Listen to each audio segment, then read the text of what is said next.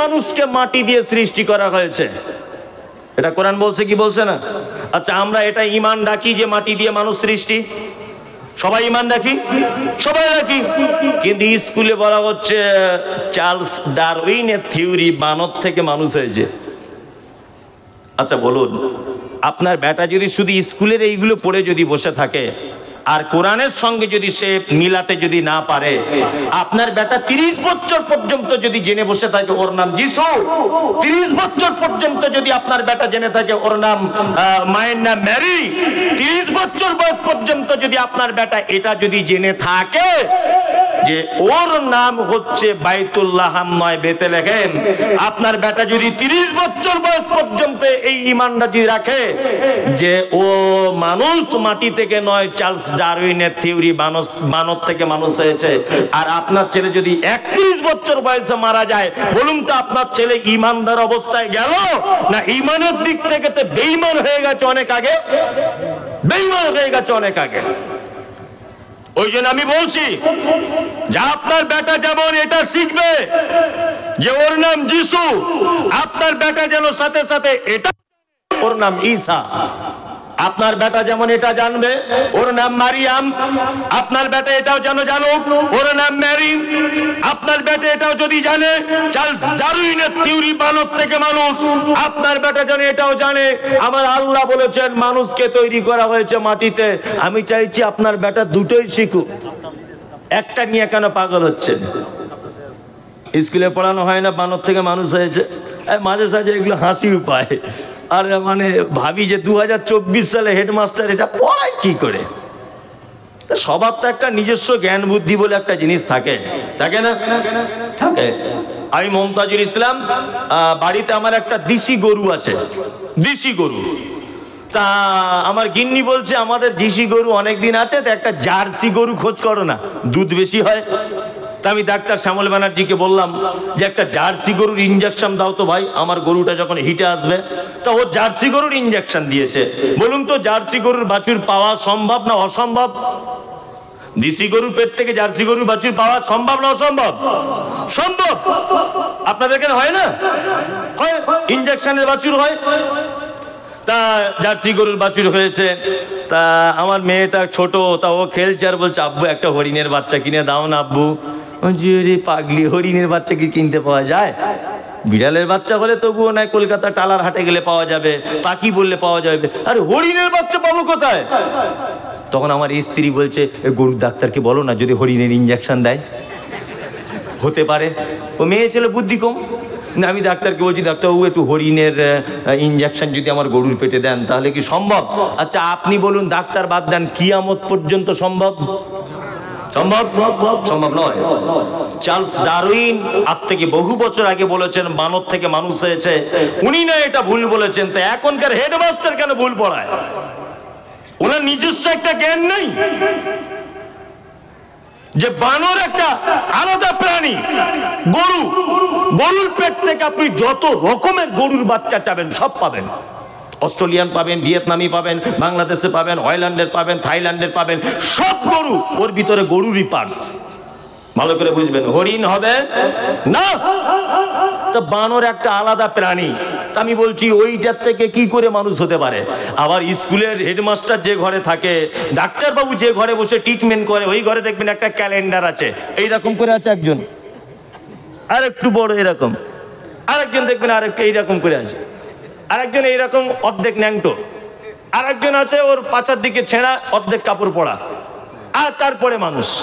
মানে দেখাতে চাইছে প্রথমে বানর ছিল, তারপরে পরিবর্তন হয়ে এটা হয়েছে, গড়িয়াল হয়েছে, তারপরে পরিবর্তন হয়ে এই হয়েছে, তারপরে পরিবর্তন হতে হতে হতে হতে মানুষ হয়েছে। দেখেছেন না এগুলো? দেখেছেন তো? দেখেছেন তো? আমি এটা বলছি যে বানর যদি পরিবর্তন হতে হতে মানুষ হয়েছে, তা আপনাদের পাড়া গ্রামে বানর খেলা টেলা করতে আসে না? খোঁজ নিয়ে দেখবেন ওই বাঁদরটা, ওর কাছে 30 বছর ওর বাপও খেলা দেখিয়ে গেছে, ও দেখাচ্ছে। তা আমি বলছি ওকে এত শেখায়, এত কিছু করে মালিক, এত কথা বলে, কই একটা বানর তো মানুষ হচ্ছে না। মনে মনে ভাবি তে ওদের কাছে থেকেও মানুষ কেন হতে পারছে না? সুন্দরবনে যে সমস্ত বানরেরা আছে, কই ওরা একদল কেউ মানুষ হয়ে যাচ্ছে না? আশ্চর্য ব্যাপার। আপনার বেটা যদি চার্লস ডারউইনের থিওরি যদি শিখে আসে আর কোরআনের থিওরিটা যদি না জানে, তাহলে আপনার বেটার ঈমান থাকবে? থাকবে? থাকবে না। চলুন এবার আপনাকে বলি, আল্লাহ সুবহানাহু ওয়া তাআলার নিকটে শিক্ষিত কে? A for apple, B for ball, C for cat, D for dog। এই একটা আলিফে আল্লাহ, বায়ে বিসমিল্লাহ, এটা আমরা ছোটতে পড়েছি, আরবিতে পড়িনি? পড়েছি। এই A for apple, B for ball, C for cat, এইটা আর আলিফ আল্লাহ বায়ে বিসমিল্লাহ, এই দুটোর ভিতরে আল্লাহর নিকটে উত্তম কে? আল্লাহ বলছেন, নবী কুল, আপনি বলুন, হাল ইয়াস্তাবিল আমা ওয়াল বাসীর, কুল হাল ইয়াস্তাবিল লাযিনা ইয়ালামুনা ওয়াল লাযিনা লা ইয়ালামুন। যে জানে আর যে জানে না সে সমান কে? নয়। এখানে কি জানার কথা বলা হয়েছে? কে? আল কোরআন, দ্বীনের জ্ঞান। কি বললাম বুঝলেন? দুই, আল্লাহ তাআলা আবার বলছেন, কুল, নবী আপনি বলুন, হাল ইয়াস্তাবিল আমা ওয়াল বাসীর ওয়া যুলুমাতি ওয়ান নূর, চোখওয়ালা লোক আর চক্ষুহীন লোক দুজন সমান নয়। বলুন এখানে আল্লাহ কাকে চোখওয়ালা বলেছেন? যার কোরআনের জ্ঞান আছে, তাই না? আমরা কত বড় বোকামির পথে চলছি একবার দেখুন। আমি দুই চোখে অন্ধ, দেখতে পাই না। আবার পিছনে বসে আছে ওই যে আপনাদের গ্রামেরই ছেলে এখন বর্তমান, আব্দুস সুবহান হাবিবি, খুব অনেক দিনের 10 বছরে প্রায় সম্পর্ক বক্তব্য জগতে, যাই হোক আলহামদুলিল্লাহ খুব ভালো ছেলে। তা ও আমার ছোট ভাই বা বড় ভাই, দুজনা ভাই ভাই করেই কথা বলি। ও আমাকে ভাই বলে, আমি ওকে বলি। তা ঘটনা হচ্ছে যে আমি এই গ্রামে এসেছি, আব্দুস সুবহান দুই চোখে অন্ধ, দেখতে পায় না। এখন ওর কাছে একটা 5 ব্যাটারি লাইট দেওয়া হয়েছে। যে যদি বলা হয়, এই সুবহান, তুমি মুমতাজুল ইসলামকে একটু মেন রোডটা পর্যন্ত পৌঁছিয়ে দাও, বলুন তো ওর পক্ষে সম্ভব না অসম্ভব? লাইট তো আছে, তাও অসম্ভব। অসম্ভব, কারণ ও তো মেশিন খারাপ, তাই না? ও তো চোখ নাই। আমি অবাক হয়ে যাই, অবাক। আজকে মসজিদের মূল দায়িত্বে যে লোকটা, সে লোকটা এক ওয়াক্তে নামাজ পড়ে না, শুধু দায়িত্ব পেয়েছে কারণ তার গ্রামে টাকা বেশি আছে, তাই একদম হাদিস এবং কোরআনের ব্যাপারে কোনো জ্ঞান রাখে না। আল্লাহ সুবহানাহু ওয়া তাআলা বলছে, যার ভিতরে দ্বীনের জ্ঞান নেই সে অন্ধ। তা অন্ধ লোককে দিয়ে কখনো জাতি সঠিক রাস্তা পায়? পায়? কথাগুলো বাস্তব বলছি, রাগ হচ্ছে না তো? আর রাগ হলেও কিছু করার নেই, আমি তো আর আসবো না সহজে। এখন আজকে বলে পালাবো, আসছি না, তাই না? খুব সাবধানে আল্লাহ সুবহানাহু ওয়া তাআলার ভাষা শুনুন। চলুন তাহলে দুটো শিক্ষিতর মর্যাদা দেখিয়ে দিলাম, এবার আপনাকে দেখাবো শিক্ষিত মানুষের মর্যাদা কতটা। শিক্ষিত মানুষের মর্যাদা কতটা এবার বলে দিই। এক, ইসলামে কুকুর বাড়িতে রাখা এটা বৈধ না অবৈধ? অবৈধ। এখানে শায়েখরা বসে আছেন, প্রয়োজনে রাখতে পারে যদি তাকে ট্রেনিং দেওয়া হয়, প্রশিক্ষণ প্রাপ্ত কুকুর, যে এইটা আমার মাল আর এইটা অন্যজনের মাল। বাড়ির লোক ঘরে ঢুকলে এরকম করে ডাকে না, অন্যজন ঢুকলে কিন্তু ও খেপে যায়। ভালো করে বুঝবেন, তার মানে ও জানে যে এটা আমার বাড়ির লোকের ছোট বেটা, এটা আমার বাড়ির লোকেরই বেটি, এটা আমাদের ঘরে চড়ে বেড়ানো মুরগি, আর এটা অন্য লোকের মুরগি, গেলেই ধরতে চায়। ভালো করে বুঝবেন। এই রকম কুকুর যদি হয়, তাহলে ইসলাম বলেছে তুমি তোমার ধানের জমিটা, তুমি তোমার পোল্ট্রির ফার্মটা, তুমি তোমার গোট ফার্মটা, তুমি তোমার গরুর ফার্মটা, তুমি তোমার বাড়ি ঘরদোর চৌকি দেওয়ার জন্য প্রয়োজনে রাখতে পারো, কোনো সমস্যা নেই। প্রশিক্ষণ প্রাপ্ত কুকুর যদি না হয়, ওই কুকুর যদি কেউ ঢং করে বাড়িতে যদি রাখে, প্রত্যেক দিন তার আমলনামা থেকে 2 কেরাত অর্থাৎ 2টি উহুদ পাহাড়ের সমান নেকিকে আল্লাহ মাইনাস করে দিবে। তার মানে কাল সকালেই ঝাঁটা মেরে বার করুন যাদের বাড়িতে আছে, কি বললাম বুঝলেন? তার মানে মোহাম্মদ সাল্লাল্লাহু আলাইহি ওয়াসাল্লাম শিক্ষিত মানুষ তো দূরের কথা, শিক্ষিত কুকুরকে পর্যন্ত মর্যাদা দিয়েছেন। কথাটা কত দামি এটা আপনার মনে হয় মাথায় ঢোকেনি। আমি কি বলছি, শিক্ষিত মানুষের মর্যাদা তো যা আছে আছে, শিক্ষিত মানুষের থেকে শিক্ষিত কুকুরও যদি হয়, আল্লাহ নবী সাল্লাল্লাহু আলাইহি ওয়াসাল্লাম বলেছেন তুমি বাড়িতে লালন পালন করো, প্রয়োজনে কাজে লাগাও, কোনো সমস্যা নেই। এইবার আপনাকে আমি বলছি, আমরা কি বর্তমানে শিক্ষিত মানুষদের সম্মান দিয়েছি? ধরুন একটু করে দিয়েছি? দেইনি। বর্তমান মুসলমানদের উপরে যত অত্যাচার, অনাচার, অবিচার, জুলুম, নির্যাতন, দ্বিধাদ্বন্দ্ব, সাম্প্রদায়িকতা, এক অপরের সঙ্গে ঠেলাগুচা যা কিছু হচ্ছে তার একটা কারণ, শিক্ষিত মানুষদের মর্যাদা দিতে পারি নেই।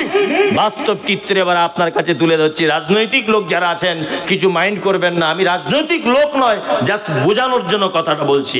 এক, আমার পিছনে বসে আছে আব্দুল সুবান, ও একটা MBBS ডাক্তার ধরে নেন, আর আমি রিক্সা চালাই, লেখাপড়া জানি না। এখন ও লন্ডনে থাকতো, হঠাৎ বাড়ি এসেছে, ও বাড়ি এসে এখন নির্দলে ভোটে দাঁড়িয়েছে, পঞ্চায়েত ভোটে, আর আমি নিরক্ষর। আর আমি দাঁড়িয়েছি বর্তমানে যে শাসক দল আছে এই রানিং পার্টিতেই আমি দাঁড়িয়েছি। আচ্ছা বলুন, যেদিন ভোটের রেজাল্ট বার হবে জিতবে কে? সত্যিটা বলুন। হ্যাঁ, আমি জিতবো, কারণ আমি এখন লেভেল পার্টিতে দাঁড়িয়েছি, তাই না? এবারে ও হেরে গেল, ও কিন্তু বিশাল এলাকার 1 নম্বর শিক্ষিত লোক নিয়ে, এখন আমি হলাম MLA ধরে নেন। আমি MLA আমি এখন পার্লামেন্টে গেছি, কিরকম করে বসে আছি, নিয়ে পার্লামেন্টে আলোচনা হচ্ছে কি হবে, যে ছক্করনগরে মাদ্রাসাটা ভেঙে দিতে হবে। ভালো করে বুঝবেন, ইংলিশে লেখা, আমি তো লেখাপড়া জানি না, টাকা পয়সা ছিল, পার্টির ক্ষমতা ছিল, জিতেছি, লেখাপড়া জানি না। ওখানে ইংরেজিতে লেখা আছে ছক্করনগর মাদ্রাসাটা 100 বছর হয়ে গেল, ওটা ভাঙার সরকারিভাবে আদেশ দেওয়া হলো। এই সব MLA সব সই করো। আমার নাম আশরাফুল, আমি মুসলমান, এখন আমিও তার নিচে সই করে দিয়েছি আশরাফুল হক MLA। এইটা এখন সোশ্যাল মিডিয়াতে ভাইরাল হয়ে গেছে যে মমতাজুল ইসলাম, আশরাফুল ইসলাম MLA, ওরও সই করা আছে, মাদ্রাসা ভাঙতে হবে। আসুক শালা এবার বাড়িতে, ঠিক এই ভাষা, আসুক শালা বাড়িতে এবার। ভোট তোমার 12:30 বাজিয়ে দেবো। তুমি আমাদের মাদ্রাসা ভাঙার পক্ষে তুমি ওখানে সই করেছো, বিয়াদব। রাস্তা অবরোধ করছে, এই বোকা কোথাকারে, আমার দোষ কি? তুমি তো আমার মতো গরুকে ওখানে পাঠিয়েছো, আমি তো লেখাপড়া জানি না, আমি তো ইংরেজি বুঝি না। তোমারই তো ভুল, তুমি আমার মতো গরু অশিক্ষিতকে তুমি পাঠালে কেন ওখানে? তুমি একটা যোগ্য লোককে হারিয়ে দিয়েছো। কি বললাম বুঝতে পারছেন না? তুমি একটা যোগ্য লোক, তাকে তুমি হারিয়ে দিয়েছো, আর আমার মতো একটা গরু, এক কলম লেখাপড়া জানে না, সই করতে জানে না, ওকে পাঠিয়ে দিয়েছে পার্লামেন্টে। তার দ্বারাতে কোনো উপকার আসবে না। রাজনীতি এখন সব রাজনীতি, CPM বলছে চোর ধরো, তৃণমূল বলছে চোর ধরো, RSS বলছে চোর ধরো, অমুক বলছে চোর ধরো। চোরটাই কে? সবাই তো স্লোগান দিচ্ছে চোর ধরো, তো চোর কে? তার মানে বোঝা যাচ্ছে এটা চোর পুলিশের খেলা। কি বললাম বুঝলেন? আমরা যাদেরকেই উপর মহলে পাঠিয়েছি তাদেরকে একটু যাচাই বাছাই করে পাঠানো উচিত। শুনুন, যদি উপর মহল থেকে কোনো বিল যদি পাস করে এসে যদি ছক্করনগর পর্যন্ত সেই বিল যদি পৌঁছায়, আর সেই লোকটা আপনি যদি তাকে ভোট দিয়ে থাকেন, তবু এটা কিয়ামতের মাঠে জবাবদিহি করতে হবে যে তুমি কাকে ভোটটা দিয়েছিলে, এটা আগে বলো। অত সহজ? আমার বাপ দাদা 14 পুরুষ একে ভোট দিয়ে এসেছে, আমাকেও যদি দিতে হবে, তার কি মানে আছে? আমি বিবেক বিবেচনা করব না? শিক্ষিত মানুষকে মর্যাদা দিতে শিখুন, শিক্ষিত মানুষের কাছ থেকে ভালো কিছু আশা করুন। তাছাড়া এ জাতি অচির এই বিপদের সম্মুখীন হবে। প্রথমে একটা কথা আপনাকে বলে এসেছি, সেটা হচ্ছে এই পৃথিবীতে একটা মাত্র শিক্ষা, যে শিক্ষা জাতিকে সঠিক পথ দেখাতে পারে, তার নাম আল কোরআন। বাকি যত শিক্ষা আছে, আর কোন শিক্ষা জাতিকে সঠিক পথ দেখাতে পারে না। ওই যে আপনার উত্তর 24 পরগনার কোন একজন এমপি, আমি তার নাম বলবো না, আমি রাজনৈতিক দলের তকমা দিয়ে দিবে এখনই, কিন্তু বাস্তব কথা, ভিডিও আমি ডাউনলোড করে রেখে দিয়েছি। ভোট যখন হচ্ছিল, মুসলিম বোরখা পড়ছে, ঘোমটা দিচ্ছে, ভোট চেয়ে চলে গেল। মানুষ ভোটও দিয়েছে আলহামদুলিল্লাহ। তারপরে একটা হিন্দু ছেলেকে বিয়ে করে নিল, তার সঙ্গে ডিভোর্স হয়ে গেল। এখন আর একটা ছেলেকে ধরেছে, বিয়ে করেছে। আজকের একটা ভাইরাল ভিডিও, সেই ছেলেটার বাড়িতে গণেশ পূজা করছে এই মহিলা এমপি, নিজে সেজদা দিচ্ছে ঠাকুরের সামনে। আল্লাহ, যদি দেখাতে না পারি তো আমি গর্দান কেটে দিয়ে চলে যাব, মোবাইলে সেভ করে রেখে দিয়েছি। গাড়িতে আস্তে আস্তে দেখলাম এ মুসলিম, আপনি নাম জানেন, আমি বলছি না। আল্লাহু আকবার। মুসলিম মেয়ে, মানুষ এত বড় নিচে নামে। তখনই বুঝলাম একটাই কথা, এর ভিতরে দিনের জ্ঞান নেই, এই জন্য রাস্তা খুঁজে পাচ্ছে না, কোন রাস্তায় চলি। এই দুটো ধর্ম কি অপমান করছে, মুসলিমদের অপমান করছে, হিন্দুদের অপমান করছে। কি বললাম বুঝলেন না? দুইজন কি শিক্ষিত মানুষের মর্যাদা অনেক। এইবার আপনাকে একটা সারা পৃথিবীর বিখ্যাত শিক্ষিত মানুষের গল্প শোনাবো। গল্পটা পবিত্র আল কোরআন থেকে বলবো, একটা একটা করে আয়াত বলবো আর গল্পটা শুরু করব। এক, শিক্ষিত মানুষের মর্যাদা আল্লাহ সুবহানাহু ওয়া তাআলা কেমন দিয়েছেন এবার দেখুন। আচ্ছা, এই আমার দিকে ফিরুন, এদিকে। সুন্দর বা সুন্দরী, আমরা এইটাকে ভাগ করি কিসের উপরে ডিপেন্ড করে বলুন তো? চামড়া পরিষ্কার যার, তাই না? যার চামড়া পরিষ্কার, এই মেয়েটা খুব সুন্দরী। আপনার ব্যাটারি ধরে নেন, বহু মা দেখতে গেছেন, কি বলবেন? চামড়া পরিষ্কার, খুব সুন্দরী। এই ছেলেটা ভালো, মানে চামড়া পরিষ্কার। আমি আবার এটা বুঝি যে চামড়া পরিষ্কার হলেই যদি তার দাম বেশি হয়, তাহলে আপেলের থেকে মূলোর দাম বেশি হওয়া দরকার ছিল। মনে মনে ভাবছি আর কি, আপেলের থেকে মূল্য বেশি, সাদা না, দাম ওরই বেশি হওয়া দরকার। সিলভার কাপ মাছ বুঝেন? সিলভার কাপ মাছ বলে, ওই নকল ইলিশের মতো দেখতে একটু। ওগুলো কত কেজি? কত? 100-150। কেউ ভালো খেতে চায় না, তাই না? জি। সব থেকে মাছের মধ্যে সাদা চকচকে দেখতে ভালো, তাই না? সব থেকে সাদা বেশি। আচ্ছা, ওর 120 টাকা কেজি। আর দেশি মাগুর কত কেজি? 1000 টাকার কাছাকাছি, তাই না? তা ও কি দেশি মাগুর সাদা না কালো? কালো। তো কালো তো আবার দাম বেশি কেন? তার মানে এটা বোঝা যায় চামড়া পরিষ্কার ও সুন্দর নয়, ওর দাম বেশি নয়। যার গুণ বেশি তার কে দাম বেশি, তাই না? যার গুণ বেশি তার দাম বেশি। এই দেখুন, আপনাকে এবার একটা মারাত্মক লোকের কথা বলি। পবিত্র আল কোরআনে একটা লোকের নাম এসেছে, তার নাম লোকমান। সবাই নাম শুনেছেন না? লোকমান। লোকমানের বাড়ি কোথায়? না, যারা জেনারেল ছাত্র আছো বন্ধু, তোমরা সবাই জানো। তুমি বলে বলছি তোমাদের, যারা স্কুলের স্টুডেন্ট তাদেরকে, যে দক্ষিণ আফ্রিকাকে বলা হয় দুর্ভিক্ষের মহাদেশ। দক্ষিণ আফ্রিকাকে বলা হয়। আরে দক্ষিণ আফ্রিকার একটি শহর, তার নাম হাবাসা। যেটা বলি না আমরা হাবশি, হাবশি বেলাল বলি, জায়গাটা আসলে হাবশি নয়, হাবাসা। আর এই হাবাসার বর্তমান নাম হচ্ছে ইথিওপিয়া। এই ইথিওপিয়ার একটা প্রত্যন্ত গ্রাম্য এলাকায় জন্মগ্রহণ করেছিলেন একটি লোক, তার নাম লোকমান। কি নাম? লোকমান। তাফসীর ইবনে কাসিরে বলা হচ্ছে লোকটা দেখতে কেমন ছিল? ঠোঁটগুলো ছিল মোটা, মাটির দিকে ঝোলা, আর কালো কুচকুচ কুচকুচ কুচকুচে লোক, রাতের আঁধারে দেখতে পাওয়া যাবে না। চুলগুলো পাখির বাসার মতো কালো, আপনার ঝাপটা বাঁধানো মতো, আর চওড়াই ছিল খুব। লোকমান তার নাম।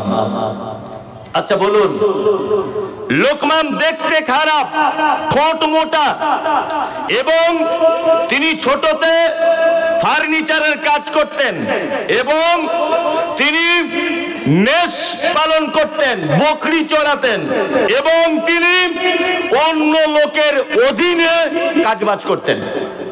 একটা লোক চাকর বলা যেতে পারে একজনের। এই লোকটার জ্ঞানকে আল্লাহ তাআলা এত প্রাধান্য দিলেন যে এর জ্ঞান তো প্রাধান্য যা দিলেন, এর নামে একটা সূরা অবতীর্ণ করে দিলেন। কি বললাম বুঝলেন? এর নামে সূরা অবতীর্ণ করে দিলেন। আল্লাহ সুবহানাহু ওয়া তাআলা লোকমান হাকিমকে রাকাল থেকে টেনে এনে আনলেন কোথায়? কোরআন মাজিদে। লোকমান হাকিমের জ্ঞান কেমন এই দেখুন, আপনাকে দেখাই। লোকমান হাকিম একদিন মেষ পালনকারী হিসাবে জঙ্গলে এদিক ওদিকে মানে বকরি টকরি চড়িয়ে বাড়ি এসে বসে আছেন লোকমান হাকিম। তার একটা লোক এসে তার মালিককে বলছে, মালিক, তোমাদের লোকমান হাকিমের খবর জানো?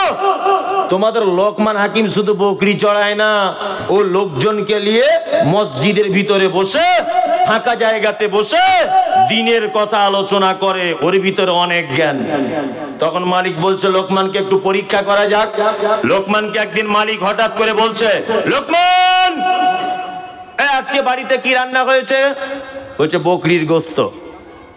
তখন বলছে লোকমান, এক কাজ করো তো, বকরির গোশতের সব থেকে উৎকৃষ্ট দুটো অঙ্গ আমাকে এনে দাও, আমি খাবো। তখন লোকমান আনলেন জিভ আর হৃৎপিণ্ড, এই দুটো জিনিস আনলেন। কিছুদিন পরে আবার বাড়ির মালিক বলছে, লোকমান, আজকে বকরির দেহের নিকৃষ্ট দুটো অঙ্গ আনো। তখনও নিয়ে গেলেন প্লেটে করে জিভ আর এই জায়গাটা। কি বললাম বুঝলেন? তখন মালিক বলছে, এই লোকমান, তুমি আগের দিনে বললে এই দুটো উৎকৃষ্ট, আজকে আবার বলছে এই দুটো নিকৃষ্ট, এটা হয় কি করে? লোকমান তখন বলছে, যাবো না, কোন মানুষের যদি এই দুটো জিনিস যদি ভালো হয় সেই মানুষটা ভালো, কোন মানুষের যদি এই দুটো জিনিস যদি খারাপ হয় তাহলে তার থেকে খারাপ পৃথিবীতে আর কেউ নেই। সারা পৃথিবীতে যত ঝামেলা, ঝগড়া, অশান্তি, সাম্প্রদায়িকতা, ঠেলাঠেলি, মারামারি, গুতোগুতি যা কিছু হয়েছে সব এই দুটো জায়গায়, এই দুটো জায়গার কারণে, তাই না? আব্দুল সুবহান হেঁটে হেঁটে যাচ্ছে, আমি যদি বলি, এই ভাই একটু দাঁড়ান তো, তাহলে ও দাঁড়াবে? দাঁড়াবে না? দাঁড়াবে। এখন ও বন্ধু লোক বলে ওকে দিয়ে বলছে, আর তো কাউকে চিনি না, তা ও রাস্তা দিয়ে যাচ্ছে, আমি পিছন দিক দিয়ে বলছি, এই শালার বেটা, শালা একটু দাঁড়াতো। ভালো করে বুঝবেন, ও বন্ধু লোক বলে ওকে দিয়ে বললাম বোঝানোর জন্যে। প্রথমে বললাম, ভাই একটু দাঁড়ান তো, ও নিশ্চয় ভদ্রভাবে দাঁড়াবে, দাঁড়াবে না? তারপরে যদি বলে, এই শালার বেটা, শালা তুই দাঁড়াতো, আচ্ছা বলুন তো, ও তখন ভদ্র থাকবে না অভদ্র হয়ে আমার গালে একটা 440 ভোল্টেজে চর মারবে? চর মারবে যে তুই আমায় গাল দিলি কেন? বলবে কি বলবে না? বলবে। তাহলে একটাই জীব, একটাই জীব নয়। শুধু বললাম, ভাই একটু দাঁড়ান তো, মিষ্টি করে বললাম, কোনো সমস্যা হলো না। যখন গাল দিয়ে দিলাম, ও আমাকে এক চর মারলো, আমি ওকে এক চর মারলো। ওর চেহারা ভালো, আমি ওর সঙ্গে পারছি না। আমার দুটো ছেলে আসছিল রাস্তা দিয়ে, বাঁশ নিয়ে এসে ওর মাথায় মারলো, ওর বেটা এসে আবার আমার মাথায় মারলো। তাতে করে বোঝা যাচ্ছে যে গোষ্ঠীগত দ্বন্দ্ব হতে হতে সারা গ্রাম ঝামেলা। মূল অপরাধ কে? হ্যাঁ, এই জায়গায়। আর একটা সাংঘাতিক ব্যাপার, সেটা হচ্ছে এই জায়গাটা যার নষ্ট, এই তো সেই মুর্শিদাবাদ, এই সেই মুর্শিদাবাদ যেখানে নবাবের মতো মানুষের বাড়ি ছিল। আপনাদের পাশেই তো নাকি? হ্যাঁ, জানেন নবাব ব্রিটিশদের সঙ্গে যুদ্ধ করেছিলেন নদিয়ার পলাশীর আমবাগানে, জানা আছে? হেরেছিলেন না জিতেছিলেন? হ্যাঁ, হেরেছিলেন না? কেন হেরেছিলেন তার ইতিহাস। গোলাম আহমেদ মুর্তজা বাংলার বিখ্যাত বক্তা সম্রাট ছিলেন। উনি বইয়ের ভিতরে বিস্তারিত ইতিহাস লিখেছেন। আমি ওনার বই থেকে পড়ে নকল করে আপনাকে বলছি। তবে ওনার ইতিহাসের সঙ্গে স্কুল সিলেবাসের ইতিহাস নাও মিলতে পারে, কারণ ওনার ইতিহাস চরম পর্যায়ের উন্নত মানের ইতিহাস। উনি বলছেন যে নবাব সিরাজকে পলাশীর আমবাগান থেকে পরাজিত করার, লাল পতাকা দেখিয়ে তাড়িয়ে দেওয়ার সব থেকে বড় ভূমিকা যার ছিল, তার নাম হচ্ছে মিস্টার মীর জাফর আলী। নাম জানেন? নবাবের বাড়িতে ছিল, নবাবের খেয়েছে, নবাবের গাড়িতে চড়েছে, নবাবের সাথে থেকেছে, কিন্তু নবাব ব্রিটিশদের মারার যে চক্রান্ত করেছিলেন তার বাড়িতে বসে সমস্ত চক্রান্ত জানতেন মীর জাফর আলী। ভিতরে ভিতরে নবাবকে উপরে উপরে নবাবকে বলেছে, আমি আপনার পক্ষে আছি, ব্রিটিশদেরকে দেশ ছাড়া করতে হবে। এরা দাড়ি রাখলে কর আদায় করে, নীল চাষীদের কাছে কর আদায় করে। এরা তো সেই ব্রিটিশ, নামের আগে মোহাম্মদ লিখলে কর আদায় করে, মুসলিম নাম দেখলে কর আদায় করে। এই ব্রিটিশকে ঐক্যবদ্ধভাবে দেশ ছাড়া করে দিতে হবে। সমস্ত রকমের কথা মীর জাফর আলী নবাবের বাড়িতে বসে বসে করেছে। কিন্তু এত বড় এ গাদ্দার, সমস্ত নবাবের রণকৌশল ব্রিটিশদের গোয়েন্দাদের কাছে রাতের অন্ধকারে সব পৌঁছিয়ে দিত। তার মানে এর অন্তরে একরকম আর মুখে আর এক রকম। আল্লাহ সুবহানাহু ওয়া তাআলা এই কোয়ালিটির মানুষদের ব্যাপারে বলেছেন, ওয়ামিনান নাসি মান ইয়াকুলু আমান্না বিল্লাহি ওয়া বিল ইয়াউমিল আখির ওয়া মা হুম বিমুমিনিন। তারা এসে আপনাকে বলে যে আমরা আল্লাহকে বিশ্বাস করি, তারা এসে আপনাকে বলে আমরা আখিরাতকে বিশ্বাস করি। আমি আল্লাহ বলছি ওয়া মা হুম বিমুমিনিন, তারা কেউ মুমিন নয়। তারা আপনাকে অন্তরে অন্তরে, তারা আপনাকে উপরে উপরে নবী বলে মানে, আর আপনার গোপন কথা সব আবু জেহেল আবু লাহাবকে গিয়ে বলে দেয়। এরা হচ্ছে পাক্কা মুনাফিক। কি বললাম বুঝতে পেরেছেন? লোকমান হাকিম তার বেটাদেরকে শিক্ষা দিচ্ছেন। আমি একটা শিক্ষার কথা বলে দিব, আপনি আপনার বেটাকে বলে দিবেন রাত 1টা বাজে তো বলতো যেন আমার ইতস্তবোধ হচ্ছে, কিন্তু লোক তো যায় না। আমি ভাবছি যে আপনারা চলে গেলে আমার সুবিধা হয়, কিন্তু লোক তো যায় না। আর এক বিপদ দেখি করেন। এই দেখুন, আবার বলছে একটু সুর করে বলুন। সুর করে আর কি বলবো বলুন নাকি, আমি সুর করে বলতে ভাল লাগে না। আল্লাহ সুবহানাহু ওয়া তাআলা লোকমান হাকিম তার বেটাদের যে শিক্ষা দিয়েছেন, সেই শিক্ষা অত্র কোরআনের ভিতরে আল্লাহ সুবহানাহু ওয়া তাআলা নোট করেছেন। আমি একটা একটা করে বলছি, আপনি আপনার বেটাকে গিয়ে আজকেই বলে দিতে হবে ইনশাল্লাহ। বেটা বেটিকে ইনশাল্লাহ বলে দিব ইনশাল্লাহ। এক, আল্লাহ বলছেন, ওয়া ইয ক্বালা লুকমানু লিইবনিহি ওয়া হুয়া ইয়াইযুহু ইয়া বুনাইয়া লা তুশরিক বিল্লাহ ইন্নাশ শিরকা লাযুলমুন আযীম।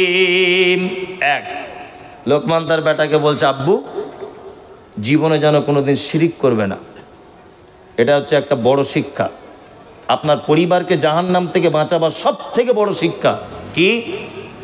আপনার পরিবারকে শিরিক থেকে বাঁচাতে হবে। শিরিক কাকে বলে এটা তো সকলেই জানেন, জানেন না? জানেন। তারপরেও বলে দিই, আল্লাহর যে ক্ষমতা আছে, এই ক্ষমতা পৃথিবীর অন্য কারো আছে, এটা মনে করা কি শিরক। বাচ্চা কাচ্চা হয় না, দেওয়ার মালিক কে?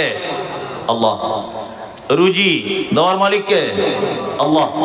সুস্থতা অসুস্থতা, বাঁচানো, হায়াত মওত সব মালিক কে? আল্লাহ। তারপরেও দেখছি ড্রাইভার সাহেব হঠাৎ করে ব্রেক মেরে গাড়ি দাঁড় করিয়ে দিল। কি ব্যাপার? প্যাসেঞ্জারের সব নাক মুখ ফুলে যাচ্ছে, কি ব্যাপার? বলছে একটা বিড়াল চলে গেল সামনে থেকে। বাসের ড্রাইভার বলছে একটা বিড়াল চলে গেল। আচ্ছা বলুন, ও তো বিড়াল, ও তো নিজেই জান নিয়ে ছুটছে, অ্যাক্সিডেন্ট হয়ে যাবে কিনা? তো ও আপনার বাসের অ্যাক্সিডেন্ট হওয়া বা করার এই ডিপার্টমেন্টও আছে নাকি? আছে? নাই। 4-5টা আংটি পড়ে আছে। শিরিক বলছে আপনাকে। এই যে বলছে এটা এই আমার বউ কথা শোনে না, তাই এটা ঘন ঘন পেচ্ছাপ হয়, রাতে চমকে উঠি, আর এটা ঘন ঘন বাপের বাড়ি চলে যায়, আসতে চায় না। এই কারণে 4টে আংটি 4টে পাথর নিয়ে বসে আছে। যুবক ছেলে, হ্যামসাম যুবক, ওকে দেখলে কত মেয়ে মনে হয় প্রপোজ করবে, এরকম একটা যুবক 4টে আংটি পাথর পড়ে বসে আছে। তো ভালো, জিজ্ঞেস করছি ভাই 4টে? বলছে 4টের কাজ 4 রকমের। আমি মমতাজুল ইসলাম আপনাকে বলছি, কলকাতায় যারা রাজমিস্ত্রি কাজে যান বা কোনো কাজে যান, না খোদা মসজিদ সবাই জানেন, না খোদা মসজিদের মেন গেটে ঢোকার যে রাস্তা, তার ডান দিকে যখন ঢুকবেন একটা সুফিয়া বলে হোটেল আছে। এই সুফিয়া হোটেলের সামনে দেখবেন এরকম 20-50টা দোকান লাগানো আছে, শুধু তাবিজ, কবজ, মাদুলি, হরেক রকমের পাথর এইসব বিক্রি হয়। মানে এটা এক শ্রেণীর চিটিংবাজদের কারবার আর কি। কি বললাম বুঝলেন না? সব বিক্রি হয় ওখানে, আর ওখান থেকে কিনে আনে এ বাড়িতে সেই ছোট ছোট শিল পাওয়া যায়, আরবি লেখা থাকে। অনেক ভণ্ডরা দেখবেন বাড়ি টাড়ি বন্ধ করে না, ওই সব ওই কলকাতা বড় বাজারে পাওয়া যায়। আর এই পাথর কেজি দরে পাওয়া যায়, এ 4 আনা করে পিস, হয়তো হিসেব করলে পড়বে 4 আনা পিস পাথর, 8 আনা পিস। ওই মাল 2,500 টাকা বিক্রি করছে হেডমাস্টারকে, বিক্রি করে বলছে তোমার বইয়ের ছেলে হবে। আশ্চর্য ব্যাপার, হেডমাস্টার এ পড়েছে কোন স্কুলে, তার বাপ মাকেও বেঁচে নাই। ওর কপালে ঝ্যাঁটা লেগেছে বলে কলকাতার পাথর নিয়ে চিটিংবাজি করছে, আর হেডমাস্টার কিনছে ওর বইয়ের ছেলে হবে বলে পাথর। আশ্চর্য ব্যাপার, এই ঘটনা ঘটছে কি ঘটছে না?